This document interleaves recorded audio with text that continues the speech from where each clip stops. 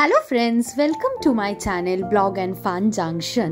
আজকে আবার একটা নতুন ব্লগ নিয়ে আপনাদের সামনে চলে এসেছি। আপনারা কি গেস করতে পারছেন আমি আজকে কোথায় এসেছি?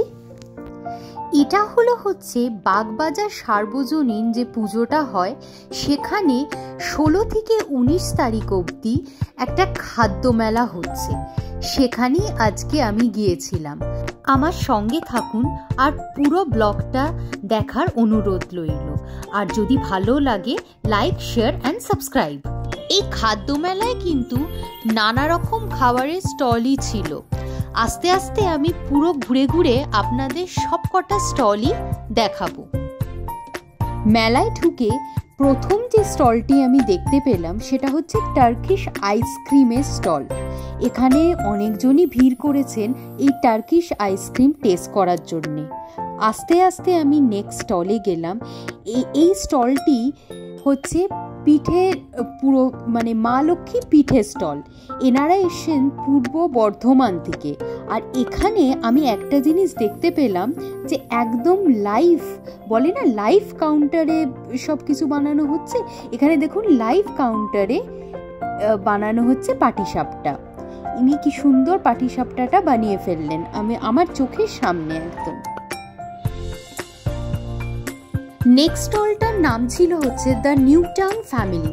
বুঝতেই পাচ্ছেন এনারা নিউ টাউন থেকে এসেছিলেন। এখানে যত রকমের ব্রেডের প্রিপারেশন বানানো হচ্ছিল এখানে। পরের স্টলটায় চলে যাব এবার। পরের স্টলটায় যত রকমের fry, fish fry, chicken cutlet, কবিরাজি, নানা রকমের সব মিলিয়ে ফ্রাইস পাওয়া যাচ্ছিল। আস্তে আস্তে আমি নেক্সট স্টলটার দিকে এগোলাম। আর এখানে আমি দেখতে পেলাম এখানে নানা রকমের জুস, মকটেল পাওয়া যাচ্ছিল।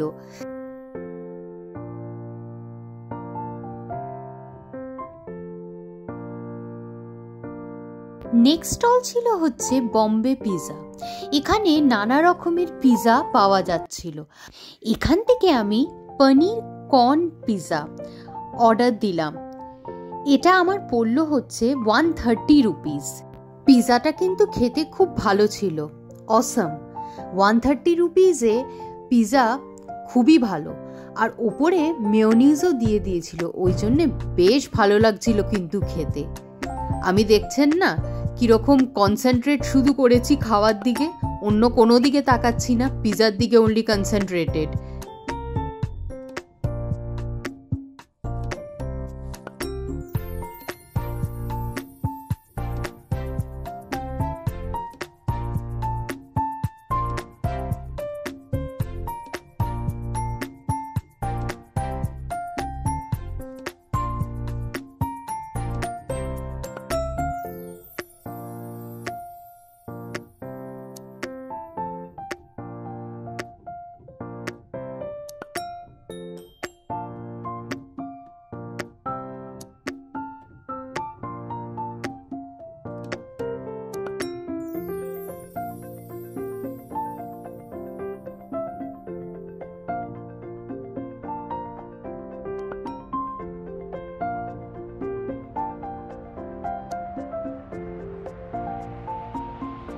যেদিকেই দেখছি শুধু খাবার আর খাবার, নানা রকমের খাবারের স্টল।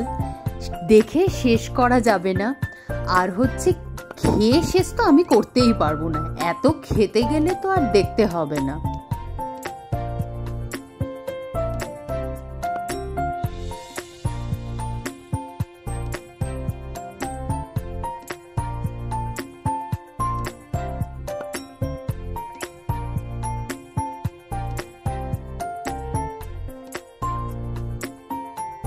স্টলটাতে নানা রকমের মিষ্টি পাওয়া যাচ্ছিল। এখান থেকে সৌভিক ছানা বড়া টেস্ট করেছে, ভালোই ছিল ছানা বড়াটা। এই যে সৌভিক টেস্ট করছে। ছানা বড়াটা কেমন লাগছে? ভালো, ফার্স্ট টাইম ট্রাই করলাম, ভালো। একটা মালপোয়াও নিয়েছিলাম আমরা। মালপোয়াটা কিন্তু বেশ ভালো ছিল।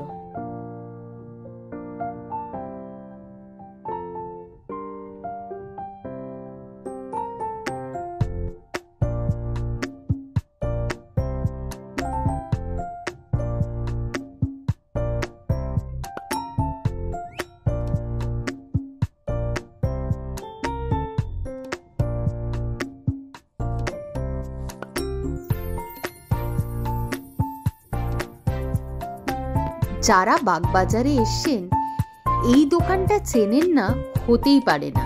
আর এর স্পেশাল ফুড হচ্ছে ভাপা চিকেন।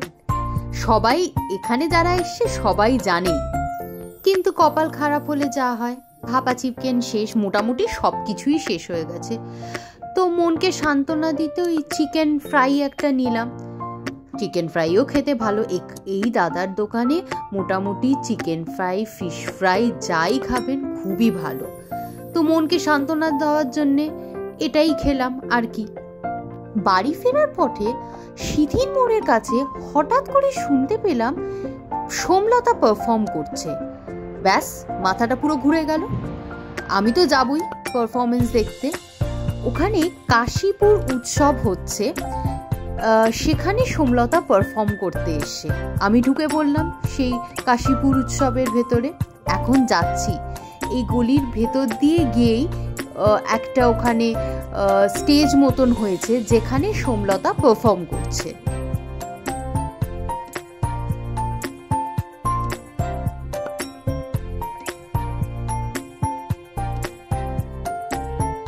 ঢুকে পড়েছি ভেতরে যেখানে সোমলতা পারফর্ম করছে। বাবা, ঢুকে দেখি তো বিশাল ভিড়। সামনে যাওয়া তো দূরের কথা, দূর থেকেই দেখতে হলো, আর কি করা যাবে।